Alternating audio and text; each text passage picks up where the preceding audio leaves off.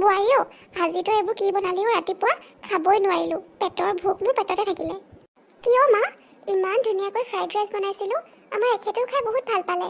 আপুনি জানো কিয় বেয়া পালে? এইবোৰ ফ্ৰাইড ৰাইচ নে কি, এইবোৰ বুজি নাপাওঁ দেই। আমি হ'লো গাঁৱলীয়া মানুহ। আমি গাঁৱলীয়া আহাৰ খাই খাই এতিয়া বুঢ়ী হ'লোঁ আৰু। মৰিবলৈনো আৰু কেইদিন আছে? এতিয়া আৰু এই জাবৰ জোঁথৰ সোপা নোখোৱাবি দেই বোৱাৰী। হ'ব বাৰু মা, আপুনি যদি ইমানেই বেয়া পালে তেনেহ'লে আৰু কেতিয়াও নবনাওঁ। আচলতে মা, ৰাতি ভাত বহুতখিনি থাকি গৈছিলে, পেলাবও বেয়া লাগিলে। আৰু এখেতে পঁইতা ভাতো নাখাওঁ বুলি ক'লে, সেইকাৰণেহে সেইখিনি ভাজি দিছিলোঁ। আৰু আগতে আমাৰ ঘৰত মায়ে প্ৰায়ে এনেকৈ বনাই দিছিলে আমাক। আমি খাই কিন্তু বহুত ভাল পাইছিলোঁ। তহঁতৰ ঘৰৰ লগত আমাৰ ঘৰ নিমিলে নহয়। তহঁতৰ ঘৰ হৈছে চহৰত আৰু আমাৰ ঘৰ গাঁৱত। আৰু তই যিহেতু মোৰ ডাঙৰ ল'ৰাটোলৈ বিয়া হৈ আহিলি, গতিকে তয়ো এতিয়া গাঁৱলীয়াই হয় আৰু আমিতো ইচ্ছা কৰি তোৰ দৰে ধনী ঘৰৰ চহৰীয়া ছোৱালী এজনীক আমাৰ বোৱাৰী কৰাহি নাই। ল'ৰাই তোক পচন্দ কৰিলে, তয়ো বোলে ল'ৰাক পচন্দ কৰিলি, সেইকাৰণেহে তহঁতৰ বিয়াখন হ'ল। ল'ৰাটোক কিমানকৈ বুজালো, নাই সি নুবুজিলে। সি তোকে বিয়া পাতিব, নহ'লে বোলে বিয়াই নাপাতে। চহৰীয়া ছোৱালী এজনী আনি এতিয়া আমাৰ বোৱাৰী কৰিলেহি। এতিয়া কোনে ভুগিব লগা হৈছে? আমিহে ভুগিব লগা হৈছে। মা, আপুনি কথাবোৰ এনেকৈ কিয় কৈ আছে? আপোনাৰ ল'ৰাই মোক বিয়া পাতি অনাৰ কাৰণে আপোনালোকে ইমান বেয়া পাইছেনে? আপুনি দেখোন প্ৰায়ে মোক ধনী ঘৰৰ ছোৱালী, চহৰীয়া ছোৱালী সেইবোৰকে কৈ থাকে। এইটো কথা সঁচা মা যে মই মাৰ ঘৰত থাকোঁতে একো কামেই কৰি পোৱা নাছিলোঁ। কিন্তু এইখন ঘৰলৈ অহাৰ পৰা মই গোটেই ঘৰখনৰ দায়িত্ব লৈছোঁ। আপোনাক জানো মই বিয়া হৈ অহাৰ পৰা কিবা এটা কাম কৰিব দিছোঁ মা? কওকচোন আপুনি। মই ইমান চেষ্টা কৰাৰ পিছতো আপোনাক দেখোন সন্তুষ্টই কৰিব নোৱাৰিছোঁ। তই মোক ইমান কথা নুশুনাবি কিন্তু দেই বোৱাৰী। তোক মই ইমান অত্যাচাৰো কৰা নাই যে তই মোক ইমান কথা শুনাবি। গাঁৱৰ সংস্কাৰী ছোৱালী এজনী অনা হ'লে এইখিনি কথা তলমূৰ কৰি শুনি থৈ দিলে হ'লে।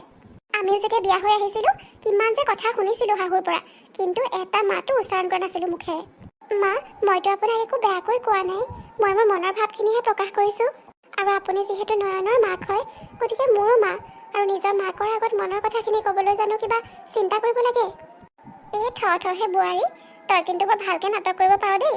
তই এইবোৰ লেৰেলা সাদৰ দেখুৱাব নালাগে। মাত্ৰ খোৱা বোৱাখিনি সময়মতে ভালকৈ দিবি আৰু তোৰ পৰা সেইখিনি আশা কৰোঁ। হ'ব দিয়ক মা, আপোনাক মই নিজৰ মা বুলি মানিলেও আপুনি যিহেতু মোক কেতিয়াও নিজৰ বুলি মানিয়েই নল'লে, তেতিয়া আৰু মোৰ একো ক'বলৈ নাই মা।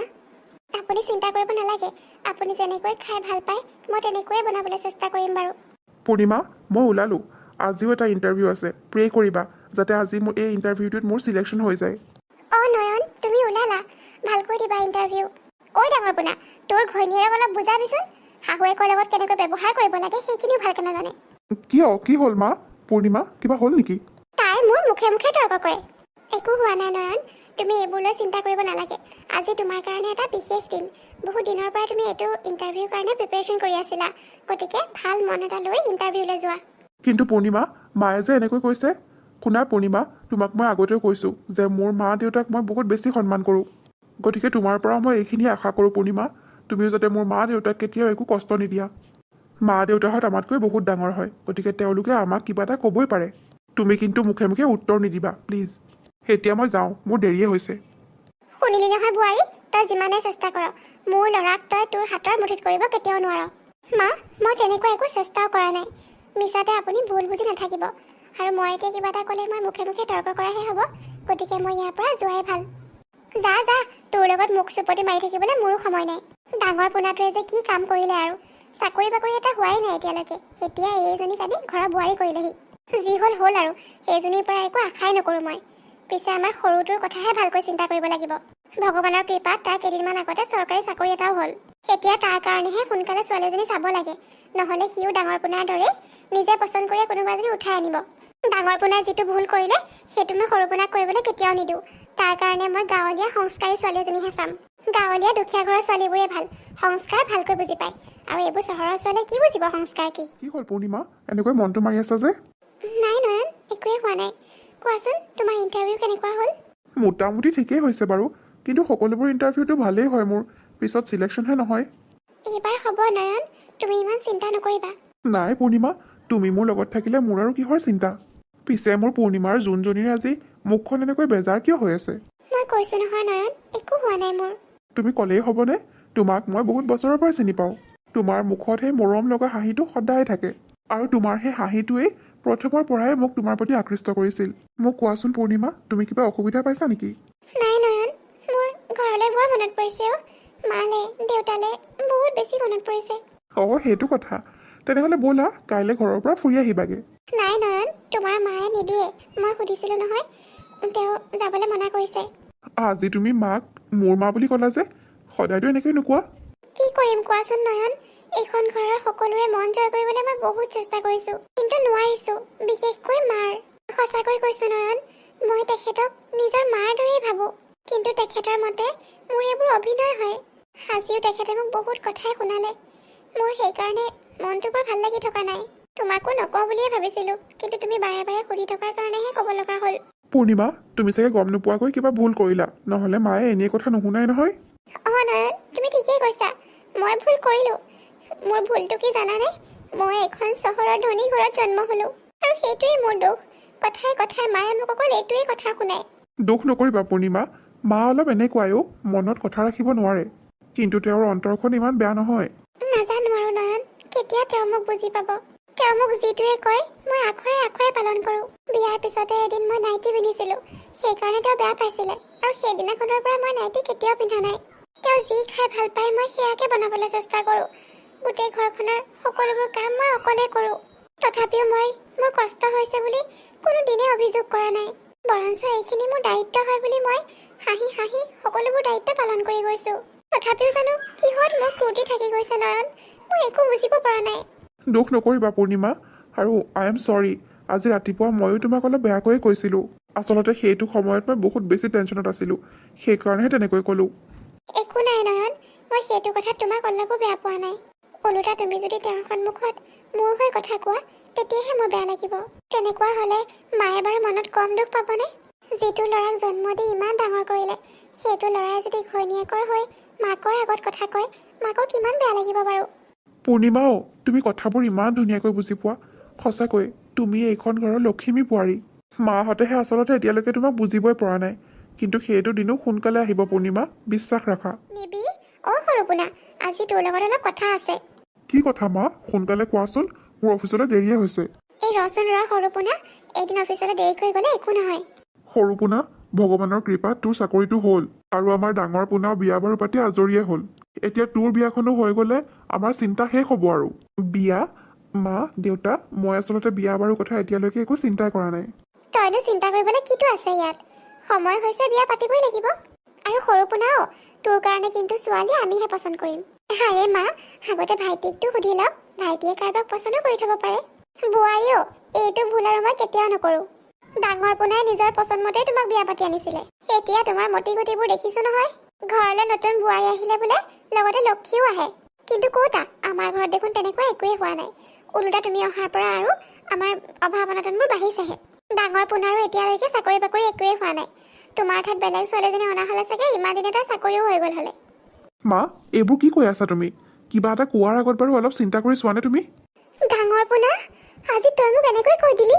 মই জানিছিলোৱে এইজনী যে তোৰ ওপৰত কিবা যাদু কৰিছে।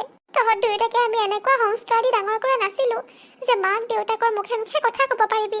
আজি এই ডাঙৰ বোৱাৰীৰ উচতনিত তই মোক কথা শুনাইছ। মা, ইয়াত কন্দা কটা কৰিব লগা একোৱেই হোৱা নাই।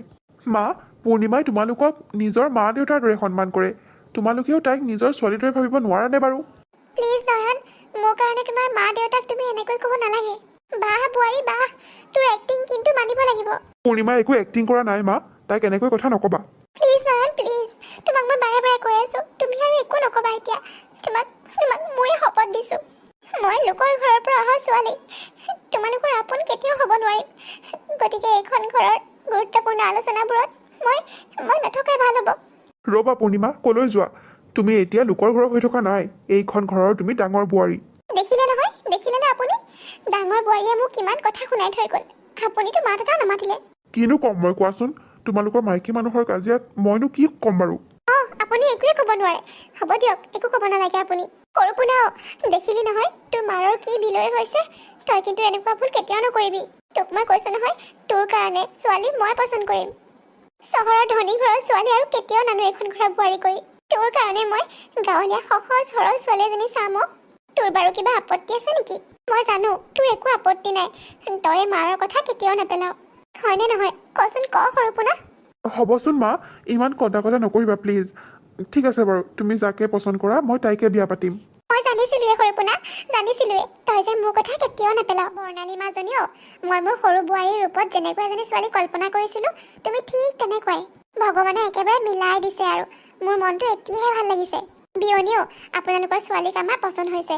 এতিয়া মাত্ৰ বিয়াৰ দিন বাৰহে ধৰিব লাগে। বিয়নী মোৰো বহুত ভাল লাগিছে।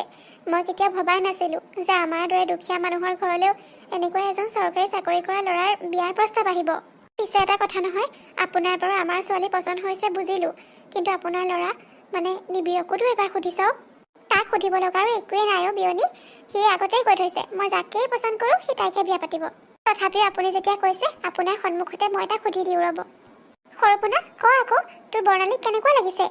মা, তোমাক দেখোন মই আগতে কৈয়ে থৈছিলোঁ, তুমি যাকে মোৰ কাৰণে পচন্দ কৰা মই তাইকে বিয়া পাতিম। অৱশ্যে বৰ্ণালীক মোৰ নিজৰো বহুত ভাল লাগিছে। এতিয়া শুনিলে নহয় বিয়নী? শুনিলো অ' বিয়নী। আমাৰ ছোৱালীজনীৰ ভাগ্য যে ইমান ভাল, সঁচাকৈ বিশ্বাসেই হোৱা নাই এতিয়ালৈকে। আমাৰ হ'ব লগা জোৱাইজন অকল চৰকাৰী চাকৰিয়ালেই নহয়, লগতে ইমান সংস্কাৰীও। নহ'লে আজিৰ যুগত আৰু মাক দেউতাকৰ পচন্দমতে কোনে বিয়া পাতে? তাকো ইমান দেখনীয়া চাকৰি থকা ল'ৰা, তাৰ পিছত চাগে ছোৱালীৰ লাইন লাগি থাকে। বৰ্ণালী অৱশেষত তুমি আমাৰ সৰু বোৱাৰী হলাহি। এতিয়াহে মোৰ মনটো ভাল লাগিছে। মোৰ সপোন পূৰা হ'ল যেন লাগিছে আৰু এতিয়া মৰিলেও আৰু মোৰ একো দুখ নাই। পিছে ডাঙৰ বোৱাৰীও আমাৰ সৰু বোৱাৰীৰ পৰা কিন্তু তুমি অলপ আঁতৰি থাকিবা। তাইকো তোমাৰ দৰে বনাবলৈ কিন্তু চেষ্টা নকৰিবা। মই বহুত চাই চিতিহে ছোৱালীজনী আনিছো আৰু মোৰ সৰু বোৱাৰীৰ ওপৰত সম্পূৰ্ণ বিশ্বাস আছে। আমি আশা কৰাৰ দৰেই তাই এইখন ঘৰ নিয়াৰিকৈ চলাই নিব। আৰু সৰু বোৱাৰী তোমাকো কৈ দিছো কিন্তু আমাৰ ডাঙৰ বোৱাৰীক দেখি আকৌ তাইক অনুকৰণ কৰিব নাযাবা। দেখিছা নহয় তাই কাণ্ড, কেনেকৈ এই মেক্সিটো পিন্ধি ঘূৰি ফুৰিছে। মা, বৰ্ণালীৰ আজি এইখন ঘৰত প্ৰথম দিন। আজি আপুনি এইবোৰ নকলেও হ'ব দিয়কচোন। কিয় নকম ডাঙৰ বোৱাৰী, কিয় নকম? তোমাক মই আগতেই মনা কৰিছিলো নহয়, এই মেক্সি টেক্সিবোৰ এইখন ঘৰত নচলিব। পিন্ধিবলৈ মনা কৰাৰ পিছতো তুমি আকৌ কিয় পিন্ধিলা? নহয় মা, মই গা ধুই এযোৰ সলালোৱে হ'লে নহয়। যোৱাকালি বিয়াখন হৈ গৈছে, গোটেই ঘৰত বহুত কাম মা। আৰু এই গোটেইবোৰ কাম মই শাৰী বা মেখেলা চাদৰ পিন্ধি কৰিব নোৱাৰো বাবেহে এযোৰ পিন্ধিছিলো। আৰু ইমান ৰাতিপুৱাই যিহেতু বেলেগ কোনো মানুহ নাহে, ঘৰৰ মানুহখিনিহে, সেইকাৰণে ভাবিলো এইটো পিন্ধিয়ে মই কামখিনি কৰি লওঁ, গাটো ধুই সলাই ল'ম। এই থোৱাহে বোৱাৰী, এই মেখেলা চাদৰ পিন্ধিয়ে এই মূৰত উৰণিখন লৈ কিমান যে কাম কৰিলো। এতিয়া আকৌ তোমাৰ এই অকণমান কাম কৰিব লাগে কিমান যে কথা। যোৱা মোৰ সন্মুখৰ পৰা আঁতৰি যোৱা। এইবোৰ কাপোৰ মই সহ্য কৰিব নোৱাৰো। নিবিড়, এইখন ঘৰলৈ বিয়া হৈ অহা মোৰ বহুত দিনেই হ'ল। আজি তোমাৰ সহধৰ্মিনী হিচাপে মই তোমাক কথা এটা ক'ব বিচাৰিছো। কি কথা কোৱাচোন বৰ্ণালী? কম বাৰু, কিন্তু তুমি আগতে প্ৰমিছ কৰা যে তুমি মোক ভুল নুবুজা। মই তোমাৰ পত্নী হয় নিবিড়, মই সদায় তোমাৰ ভাল হোৱাটোৱে বিচাৰিম। আৰে তুমিও যে কি কথাবোৰ কোৱা নহয় বৰ্ণালী, তোমাক বাৰু মই কেতিয়াবা বেয়া পাব পাৰিমনে? তেনেহ'লে শুনা নিবিড়, মানে কথাটো হ'ল যে এইখন ঘৰত উপাৰ্জনকাৰী মাত্ৰ তুমি, কিন্তু খোৱা মানুহৰ সংখ্যা বহুত বেছি। এনেকৈ হ'লে কেনেকৈ চলিব বাৰু? আমাৰোতো এটা ভৱিষ্যত আছে। গোটেই ঘৰখনৰ খৰচ অকল তুমিয়েই কৰি থাকিবানে? কিন্তু বৰ্ণালী, দাদাই দেখোন ইণ্টাৰভিউবোৰ দিয়ে আছে, তাৰো এটা ভাল চাকৰি নিশ্চয় হ'ব। তাৰোপৰি ৰাতিপুৱা গধূলি সময়খিনিত সেই টিউশ্যন কৰায়, যিকেইটা টকা পায় সেয়াও ঘৰখনৰ খৰচতে দিয়ে। আগতেতো আমাৰ ঘৰৰ অৱস্থা বহুত বেয়া আছিলে, দেউতাই তেনেকুৱা কাম বন কৰা নাছিল নহয়।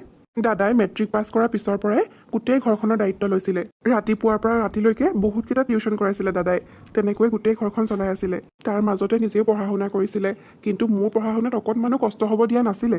দাদায়ে মোক পঢ়ুৱাইছে, কেতিয়াও একো বস্তুৰ অভাৱ হ'বলৈ দিয়া নাই। আজি একমাত্ৰ দাদাৰ কাৰণেই মই এই চাকৰিটো পাবলৈ সক্ষম হ'লো। আৰু গোটেই ঘৰখনৰ কাৰণে ছেক্ৰিফাইচ কৰোঁতে দাদাই নিজৰ পঢ়া শুনাতে ভালকৈ মন দিব নোৱাৰিলে। দাদা মোতকৈ পঢ়াত বহুত ভাল আছিল আগৰ পৰাই, যদি তেওঁ নিজৰ কথা চিন্তা কৰিলে হ'লে কেতিয়াবাই বহুত ভাল চাকৰি পাই গ'ল হ'লে। এতিয়া অৱশ্যে অলপ দেৰি হৈ গ'ল, তথাপিও দাদাই যে ভাল চাকৰি এটা পাব সেইটো মোৰ বিশ্বাস আছে। আৰু যদি নাপায় নিবিড়, কোৱাৰ কাৰণে বেয়া নাপাবা। চৰকাৰী চাকৰি বা ভাল চাকৰি এটা পোৱাটো কিন্তু ভাগ্যৰ কথা। হ'ব পাৰে দাদা পঢ়াত বহুত ভাল, কিন্তু হয়তো তেওঁৰ ভাগ্যই লগ দিয়া নাই। ভগৱানে নকৰক, যদিহে তেওঁৰ একো চাকৰি বাকৰি নহয়, তেনেহ'লে গোটেই জীৱন গোটেই ঘৰখনৰ দায়িত্ব তুমি পালন কৰি থাকিবা নেকি? দাদা নবৌৰো কেতিয়াবা ল'ৰা ছোৱালী হ'ব, তেতিয়া দেখোন সিহঁতৰ দায়িত্ব তোমাৰ ওপৰত আহি পৰিব। আৰু আমাৰোতো সংসাৰ এখন বাঢ়িব নিবিড়।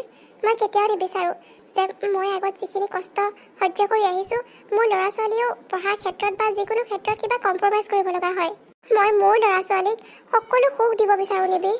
তুমি আচলতে কি বিচাৰিছা বৰ্ণালী, ভালকৈ কোৱাচোন। চোৱা নিবিড়, দাদাই এইখন ঘৰৰ ডাঙৰ ল'ৰা হোৱাৰ দায়িত্ব পালন কৰিলে, সেইখিনি মই মানিছোঁ।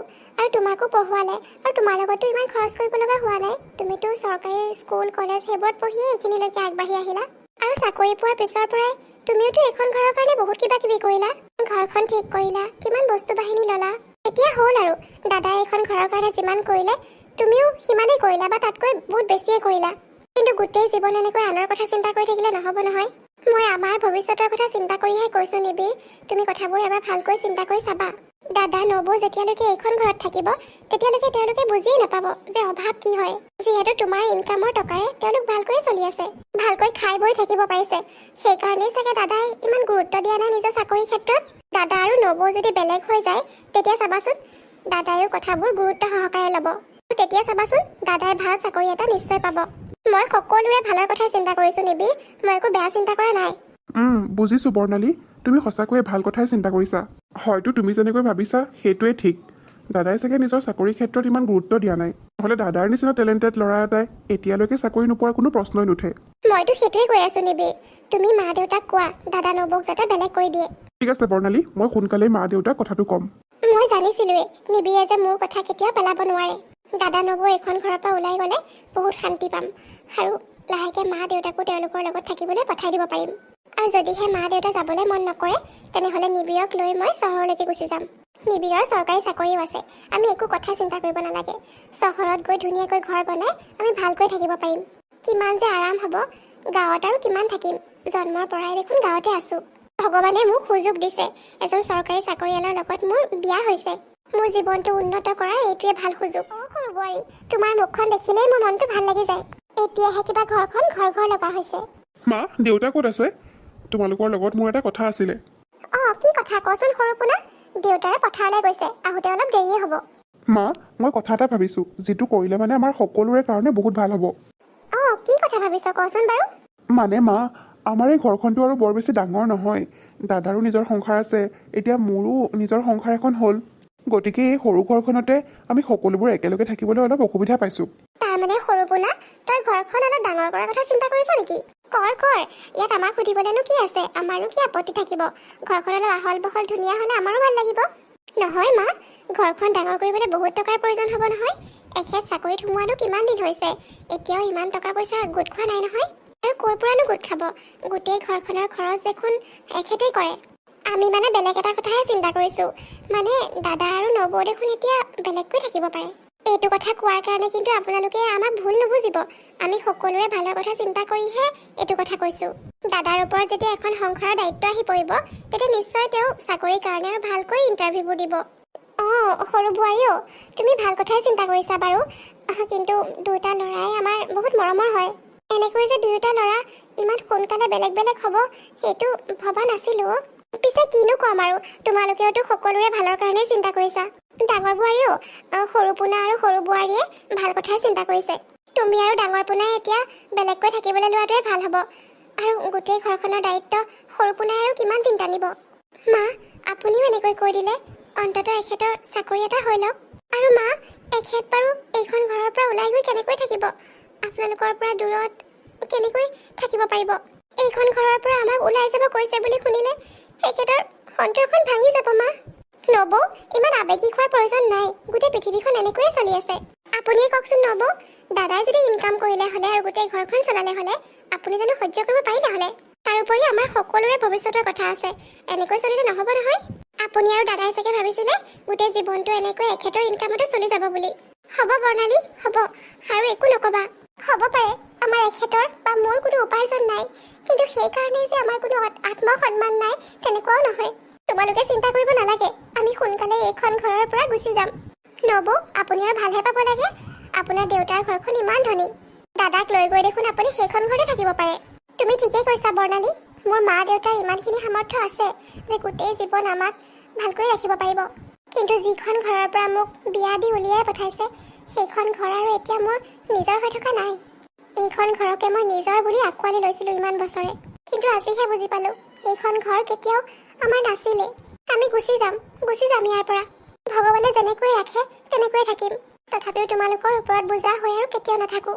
অৱশ্যে আমাৰ এখেতে যদি গম পায় যে মা দেউতাই আমাক এখন ঘৰৰ পৰা ওলাই যাবলৈ কৈছে বা ভাইটিয়ে কৈছে তেনেহ'লে তেখেতে বহুত দুখ পাব। গতিকে অনুগ্ৰহ কৰি আপোনালোকে তেখেতক একো নক'ব। মই কেতিয়াও নিবিচাৰোঁ যে মা দেউতাৰ প্ৰতি যি সন্মান এখেতৰ অন্তৰত আছে, ভাইটি আৰু তোমাৰ প্ৰতি যি মৰম আছে সেয়া কেতিয়াবা শেষ হওক। মই ক'ম এখেতক যে মোৰ এইখন ঘৰত থাকিবলৈ একেবাৰে মন নাই, আমি বেলেগ হৈ যাম বুলি। ঠিক আছে বাৰু নবৌ, আমি দাদাক একো নকওঁ। আপুনি যেনেকৈ বিচাৰিছে তেনেকৈ দাদাক এইখন ঘৰৰ পৰা উলিয়াই লৈ যাওঁ। তহঁতে এনেকৈ বেগ চেগ লৈ ওলাইছ যে, ক'ৰবাত যাওঁ নেকি? ক'ৰবালৈ ফুৰিবলৈ যাবি হ'বলা, মোক আগতেই ক'ব লাগিছিল। তহঁতে ওলোৱাৰ পিছতহে মোক কৈছ যে, মই দেখোন এতিয়ালৈকে কাপোৰ কানি একোৱেই ওলোৱা নাই। তহঁতৰ দেউতাকো কোৱা নাই, ইমান লৰালৰিকে কেনেকৈ ওলাই যাম এতিয়া? আৰে মা, আপুনি আৰু দেউতাক ক'ত যাম বুলি ভাবিছে? কিয় তোমালোকৰ লগত ফুৰিবলৈ? আমি আৰু বুঢ়া বুঢ়ী দুটা ইয়াত থাকি কি কৰিম? মা, আমি ফুৰিবলৈ গৈ থকা নাই। মানে নিবিৰে চহৰতে ভাল ঘৰ এটা চাই থৈ আহিছে, আমি আজিৰ পৰা তাতে থাকিম। সৰুপোনা, মই এইবোৰ কি শুনিছো? অঁ মা, তুমি ঠিকেই শুনিছা। আচলতে ইয়াৰ পৰা মোৰ অফিচলৈ বহুত দূৰ হয়। চহৰত থাকিলে অলপ ওচৰ হ'ব। আৰু আৰু আমি ক'ত থাকিম? তোৰ দেউতা আৰু মই? মা, এইটো বয়সত আপোনাক আৰু দেউতাক আমি কষ্ট নিদিওঁ। আমি জানো নহয়, চহৰত গৈ আপোনালোকে একেবাৰে থাকিব নোৱাৰিব। গাঁৱত থাকিয়ে গোটেই জীৱনটো কটালে, এতিয়া আৰু চহৰৰ জীৱনত জানো ঢাল খাব পাৰিব? নালাগে নালাগে মা, আপুনি আৰু দেউতা ইয়াতে থাকিব শান্তিত। আৰু আমি মাজে মাজে আহি থাকিম নহয়, খা খবৰ লৈ থাকিম।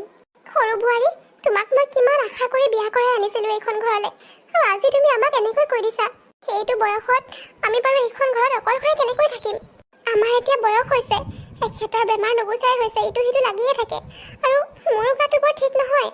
তোমালোকক দেখোন ইমান দিনৰ পৰা কৈয়ে আছো, ডক্তৰৰ ওচৰলৈ লৈ নগলা কোনেও, আৰু এতিয়া এনেকৈ ইয়াত অকলে থাকিবলৈ কৈছা। সৰুপোনাও, তই কেনেকৈ ভাবিলি এইটো কথা? তোক জন্ম দি ডাঙৰ দীঘল কৰা মাৰ দেউতাৰলৈ তোৰ অকণমানো বেয়া নালাগিল নে? মা, গোটেই পৃথিৱীখন দেখোন এনেকৈয়ে চলি আছে, ইয়াত আৰু বেয়া পোৱাৰ কি কথা আছে? বাহ সৰুপোনা, তই ইমান সোনকালে সলনি হৈ গলি।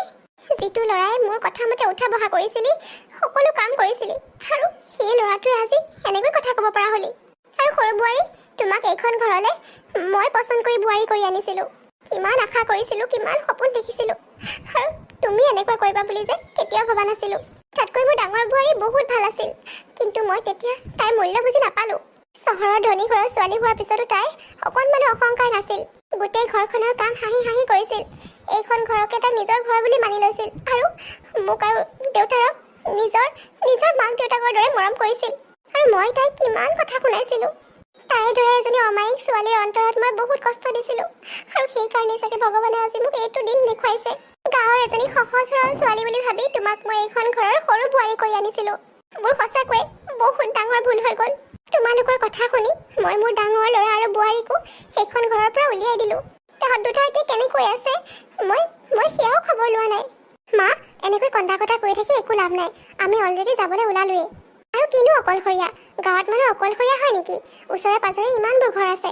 অঁ মা, বৰ্ণালীয়ে ঠিক কথাই কৈছে। তুমি এনেই ইমান চিন্তা কৰি আছা। আৰু ফোন কৰিয়ে থাকিম দেখোন, অহা যোৱাও কৰি থাকিম। হ'ব সৰুপোনা হ'ব। তোৰ কথাবোৰ আজি মোৰ অন্তৰত কাইতে পিন্ধা দি পিন্ধিছে অ'। যা তহঁতে য'ত থাকি ভাল পাওঁ তাতে থাকগৈ। আমাৰ কথা চিন্তা কৰাৰ কোনো প্ৰয়োজন নাই। আমি বাৰু কামটো ঠিক কৰিছো নে বৰ্ণালী? তোমাক মই ইমানকৈ বুজালো, এতিয়াও তুমি আৱেগিক হৈছা?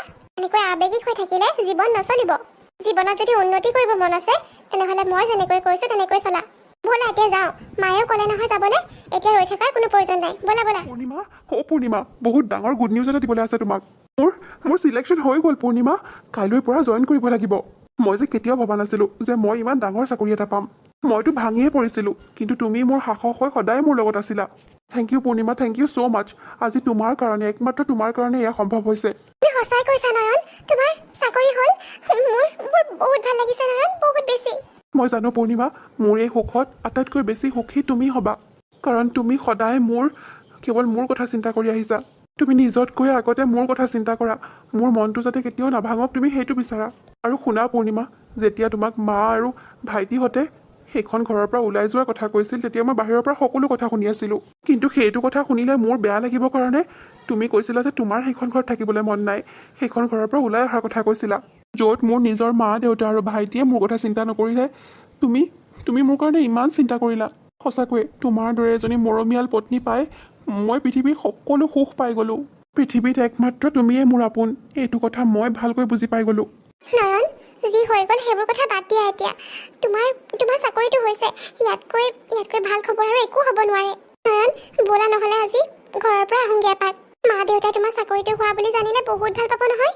তুমি আকৌ সেইখন ঘৰলৈ যোৱাৰ কথা কৈছা পূৰ্ণিমা, যিখন ঘৰৰ পৰা তেওঁলোকে আমাক উলিয়াই দিছিলে। তাতেনো কি হ'ল? হাজাৰ হ'লেও তেওঁলোক তোমাৰ মা দেউতা মোৰ মা দেউতাৰ দৰে। আমাৰ জীৱনৰ আজিৰ পৰা এটা নতুন আৰম্ভণি হৈছে। এই আৰম্ভণিত তেওঁলোকৰ আশীৰ্বাদ জানো আমাক নালাগিব? তুমি সঁচাকৈ মহান পূৰ্ণিমা, মহান।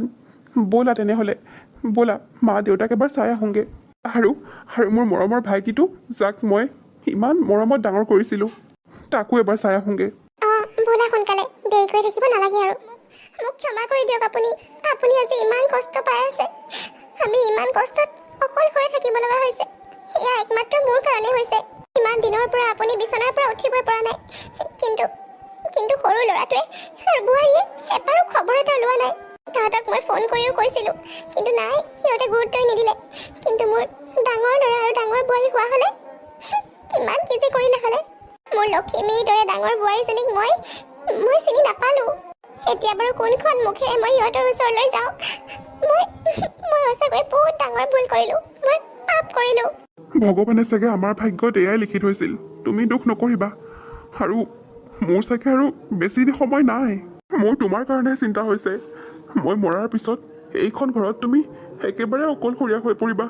কেনেকৈ থাকিবা তুমি? লাজমান কাটি কৰি ডাঙৰ ল'ৰা আৰু ডাঙৰ বোৱাৰীক এবাৰ মাতাচোন তুমি। চাবাচোন তেওঁলোকে আমাক ক্ষমা কৰি দিব। মই জানো যে মোৰ ডাঙৰ ল'ৰা আৰু ডাঙৰ বোৱাৰীয়ে আমাক ক্ষমা কৰি দিব। মোৰ ডাঙৰ ল'ৰা আৰু ডাঙৰ বোৱাৰীৰ অন্তৰ আমাৰ দৰে ক'লা নহয়। কিন্তু মই তাহাঁতৰ ওচৰলৈ যাবলৈ সাহসেই গোটাব পৰা নাই। মা, দেউতা? আৰে মা, কি হৈছে? আপোনালোকে কান্দি আছে যে? আৰু দেউতা কি হৈছে? ডাঙৰ পোনা, ডাঙৰ বোৱাৰী, তহঁতে আহিছ? তহঁতক চাগে ভগৱানে আজি ইয়ালৈ পঠাইছে। ভাল সময়তে আহিছ তহঁতে। মোৰ ওচৰত আৰু বেছি সময় নাই অ'। তহঁতক চাবলৈ বৰ মন গৈ আছিল। দেউতা, এইবোৰ অমংগলীয়া কথা নক'বাচোন। একো নহয় তোমাৰ। ভাইটি ক'ত আছে? সি এতিয়ালৈকে দেউতাক ডক্টৰৰ ওচৰত নিব পৰা নাই? সিহঁত এতিয়া ইয়াত নাথাকে নহয়। আমাক এৰি থৈ বহুত দিন আগতে চহৰলৈ গুচি গ'ল। কি? তোমালোক দুয়োকে অকলে এৰি থৈ ভাইটি আৰু বোৱাৰী গুচি গ'ল? দেউতা, তাৰমানে ইমান দিনৰ পৰা আপোনালোক দুয়ো অকলে আছে। আপোনালোকে আমাক কিয় এবাৰো নক'লে? কেনেকৈ ক'ম বোৱাৰী? কোনখন মুখেৰে ক'ম? মই যে এজনী ভাল মাক হ'ব নোৱাৰিলোঁ। মই মাকৰ নামত কলংক। আৰু এইখিনি কষ্ট আমাৰ প্ৰাপ্য। আমি বহুত ডাঙৰ ভুল কৰিলোঁ। ডাঙৰ বোৱাৰী, তুমি আমাক কিমান সেৱা শুশ্ৰূষা কৰিছিলা। তথাপিও মই তোমাক কোনোদিনে ভালকৈ কথা এষাৰো কৈ নাপালোঁ। ইয়াত থকা সময়খিনিত তোমাক মই কিমান যে কেতেৰা জেঙেৰা শুনালোঁ। আৰু শেষততো তোমালোক দুয়োকে এইখন ঘৰৰ পৰা ওলাই যাবলৈ ক'লোঁ। তোমাৰ দৰে এজনী সহজ সৰল ছোৱালীক ইমান অন্যায় কৰাটো ভগৱানে হয়তো সহ্য নকৰিলে। পাৰা যদি আমাক ক্ষমা কৰি দিবা ডাঙৰ বোৱাৰী। হ'ব মা, হ'ব। সেনেকৈ নাকান্দিবচোন। আপোনাক মই কেতিয়াও বেয়া পাই থকা নাছিলোঁ। নিজৰ মাক দেউতাকক জানো কেতিয়াবা কোনোবা সন্তানে বেয়া পাব পাৰে? আপোনালোকে এতিয়াৰ পৰা একো চিন্তা কৰিব নালাগে। ব'লক দেউতাক এতিয়াই ডক্টৰৰ ওচৰলৈ লৈ যাওঁ। অকল ডক্টৰৰ ওচৰলৈ নিলেই নহ'ব নহয়, টকা পইচাৰতো কথা আছে। আমি আচলতে বহুত ডাঙৰ এটা সুখবৰ দিবলৈহে ইয়ালৈ আহিছিলোঁ। এখেতৰ চাকৰিটো হ'ল নহয়। গতিকে এতিয়া টকা পইচাৰ কথা চিন্তা কৰাৰ প্ৰয়োজন নাই। কি কোৱা ডাঙৰ বোৱাৰী? ডাঙৰ পোনা, তোৰ চাকৰি হ'ল? ভগৱানক বহুত বহুত ধন্যবাদ। আৰু তহঁতৰ দৰে ভাল অন্তৰৰ মানুহৰ লগত ভগৱানে ইমান নিষ্ঠুৰ হ'ব নোৱাৰে নহয়। হ'ব মা, ব'লা এতিয়া সোনকালে ডক্টৰৰ ওচৰলৈ যাওঁ ব'লা। ডক্টৰে এইবোৰ কি কৈছে? মই মানি ল'ব নোৱাৰো কেতিয়াও। ধৈৰ্য ধৰা বৰ্ণালী, ধৈৰ্য ধৰা। অপ্ৰিয় হ'লেও আমি এইটো মানি ল'বই লাগিব। এজন দুজন ডক্টৰে নহয়। আজিলৈকে যিমান ডক্টৰ দেখুৱাইছোঁ সকলোৱে এইটো কথাই কৈছে। সৰু পোনা, সৰু বোৱাৰী, তহঁত ইয়াত যে? আৰে মা, দাদা, নবৌ, তোমালোক ইয়াত? আমি ইয়াত। তহঁতেতো আমাক পাহৰিয়ে গ'লি। দেউতাৰ গাটো বেয়া, বহুত দিনৰ পৰা বেমাৰত ভুগি আছে। তোক কিমানবাৰ যে ফোন কৰিলোঁ, তইতো আজিকালি ৰিচিভেই নকৰ। আমিতো এনেকৈয়ে অকলশৰীয়াকৈ মৰি যাম বুলিয়ে ভাবি লৈছিলোঁ। কিন্তু ভগৱানৰ কৃপাত ডাঙৰ বোপা আৰু ডাঙৰ বোৱাৰী আকৌ ঘূৰি আহিলে আমাৰ ওচৰলৈ। ইহঁত দুটা সময়মতে নহা হ'লে তহঁতৰ দেউতা চাগে আৰু ইমান সময়লৈকে সেইখন পৃথিৱীত নাথাকিলে হ'লে। কি কৈছা মা? দেউতাৰ গাটো ইমানেই বেয়ানে? বেয়া কাৰণেতো ইয়ালৈ আনিছোঁ, এডমিট কৰি থৈছোঁ। পিছে তহঁত দুটা ইয়াত যে, আৰু সৰু বোৱাৰী কি হৈছে? এনেকৈ কান্দি আছে যে? মা, দাদা, নবৌ, আপোনালোকে পাৰিলে মোক ক্ষমা কৰি দিয়ক। মা, আপুনি কিমান আশাৰে কিমান হেঁপাহেৰে মোক আপোনাৰ ঘৰৰ সৰু বোৱাৰী কৰিছিলে। কিন্তু মই আহি গোটেই ঘৰখন ভাঙি পেলালোঁ। ভগৱানৰ এয়া সহ্য নহ'ল মা।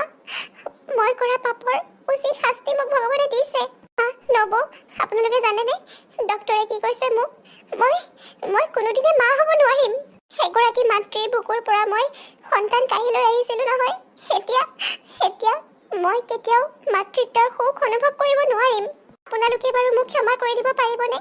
আপোনালোকৰ অন্তৰত মই ইমান আঘাত দিছোঁ কাৰণে আজি মই এয়া দিন দেখিব লগা হৈছে। কিন্তু মই কৰা পাপৰ প্ৰায়শ্চিত্ত মই কৰিম। এতিয়াৰ পৰা মই আপোনালোকৰ লগতে থাকিম। আপোনালোকৰ সেৱা শুশ্ৰূষা কৰিম। দিনে ৰাতিয়ে ভগৱানক খাটিম। কি জানিবা তেওঁ মোৰ ফালে চকু মেলি চাই। দুখ নকৰিবা বৰ্ণালী, আৰু ইমানকৈ চিন্তাও নকৰিবা। আজিকালি চিকিৎসা বিজ্ঞান বহুত আগবাঢ়িছে। ইয়াত যদি ডক্টৰে এনেকৈ কৈছে, তোমাক আমি বাহিৰলৈ লৈ যাম, উন্নত মানৰ চিকিৎসা কৰাম, চাবাচোন চব ঠিক হৈ যাব। এতিয়া আৰু সেয়া সম্ভৱ নহয় ন বৌ। টকা পইচাৰ কথা আছে। আগৰ দিন নাই নহয়। মোৰ এতিয়া আগৰ চাকৰিটোও নাই। মোক চাকৰিটোৰ পৰা উলিয়াই দিছে। কি সৰুপোনা, সেনেকুৱানো কি হ'ল যে তোৰ আগৰ চাকৰিটো নাই? সেইবোৰ চব মোৰ ভুলৰ কাৰণে হৈছে মা। লাহে লাহে মোৰ লোভ বাঢ়িয়ে গৈ আছিল। সৰু সুৰা কামৰ কাৰণেও মই মানুহৰ পৰা বহুত টকা লৈছিলোঁ, আৰু এদিন ধৰা পৰাত মোক চাকৰিটোৰ পৰা উলিয়াই দিলে। এতিয়া মই সৰু সুৰা বিজনেছ কৰি আছোঁ, তেনেকৈয়ে চলি আছোঁ। গতিকে এতিয়া যে মই বৰ্ণালীক বাহিৰলৈ নি ভালকৈ কিবা চিকিৎসা কৰাম, সেয়া সাধ্যও মোৰ নাই। চিন্তা নকৰিবি ভাইটি, মই আছোঁ নহয়। টকা পইচাৰ কথা একেবাৰে চিন্তা নকৰিবি। যিমান লাগে মোক খুজিবি, মই দিম। মুঠতে বোৱাৰীক বাহিৰলৈ লৈ যা, ভালকৈ চিকিৎসা কৰা। দাদা, তুমি ক'ৰ পৰা দিবা ইমানবোৰ টকা? আমাৰ ডাঙৰ পোনাৰ চাকৰি হ'ল নহয়। ভাল খবৰ বেয়া খবৰ সকলো ফালৰ পৰা একেলগে পাইছোঁ। মই যে এতিয়া হাঁহিম নে কান্দিম একোৱে বুজি পোৱা নাই। দাদা, সঁচাকৈ তোমাৰ চাকৰি হ'ল? মোৰ তোমাৰ ওপৰত সম্পূৰ্ণ বিশ্বাস আছিল দাদা। দাদা, নবৌ, আপোনালোকৰ অন্তৰত মই ইমান আঘাত দিলোঁ, তথাপিও আপোনালোকে মোৰ কাৰণে ইমানখিনি কৰিব ওলাইছে। যি হ'ল হৈ গ'ল আৰু বৰ্ণালী। এতিয়া আৰু সেই বেয়া সময়বোৰৰ কথা আমি মনত ৰখাটো উচিত নহয়। আহাচোন, আজিৰ পৰা আমি এটা নতুন জীৱন আৰম্ভ কৰোঁ। এতিয়াৰ পৰা আমাৰ ঘৰখনৰ সকলোবোৰ সদস্যই মিলি জুলি হাঁহি ফূৰ্তিৰ মাজেৰে থাকিম। কিমান যে ভাল লাগিব নহয়নে? আৰু বৰ্ণালী, তুমিও আগৰ কথাবোৰ চিন্তা কৰি মন বেয়া কৰি নাথাকিবা। আমি সেইবোৰ ধৰি থকা নাই নহয়। আমি তোমাক ক্ষমা কৰি দিছোঁ। সৰু বোৱাৰী, তুমি ভুল কৰিছিলা, আৰু ময়ো কম নহয় নহয়। মই বহুত ডাঙৰ ভুল কৰিলোঁ, আৰু আমি কৰা ভুলবোৰৰ শাস্তি ভগৱানে আমাক দিলে। এতিয়াৰ পৰা আৰু সেইবোৰ কথা নুলিওৱাই ভাল হ'ব। আজিৰ পৰা ডাঙৰ বোৱাৰীয়ে কোৱাৰ দৰে আমি এটা নতুন জীৱন আৰম্ভ কৰিম।